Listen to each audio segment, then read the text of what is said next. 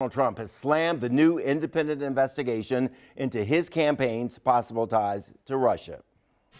Well, I respect the move, but the entire thing has been a witch hunt, and there is no collusion between certainly myself and my campaign, but I can always speak for myself and the Russians, zero. I think it divides the country. Did you at any time urge former FBI Director James Comey in any way, shape, or form to close or to back down the investigation into Michael Flynn? And also, as you look back... No. Next question. Director Comey was very unpopular with most people. I actually thought when I made that decision, and I also got a very, very strong recommendation, as you know, from the Deputy Attorney General, Rod Rosenstein. But when I made that decision, I actually thought that it would be a bipartisan decision, because you look at all of the people on the Democratic side, not only the Republican side, that was saying such terrible. Okay, Maryland Congressman Anthony Brown joins us live from Capitol Hill. Congressman, thank you very much for your time.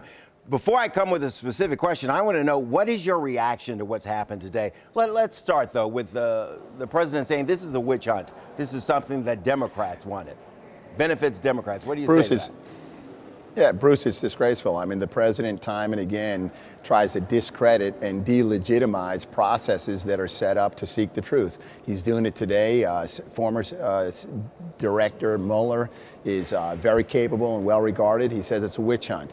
A few months ago, judges invalidated and found unconstitutional his travel ban, and he called them so-called judges. Even on the campaign trail, when a judge was deciding whether he, as a defendant in a civil lawsuit, should be found responsible, you know, he questioned that judge's credibility and competence because he's of Mexican heritage. So this is the modus operandi of the president, and it's disgraceful.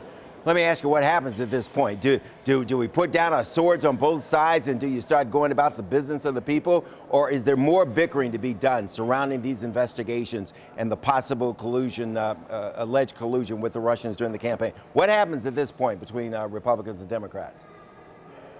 Well, what happens now is the special counsel does his job, and Mueller is very capable. He's done more investigations than any FBI director in the history of this country. So he'll pursue that. He'll look at collusion. He'll look at potential Trump administration or campaign official interference. And if criminal prosecution is warranted, he'll take those steps. What we need to do is we need to establish an independent commission to look at that same conduct, but come back with recommendations how to ensure that Russian interference doesn't happen again, and that campaign officials don't collude with foreign states to interfere with the outcomes of elections. Now, to these various committees that are still in operation, still investigating things up there, do you need to hear from Comey in a public environment? Do you need to see the memo?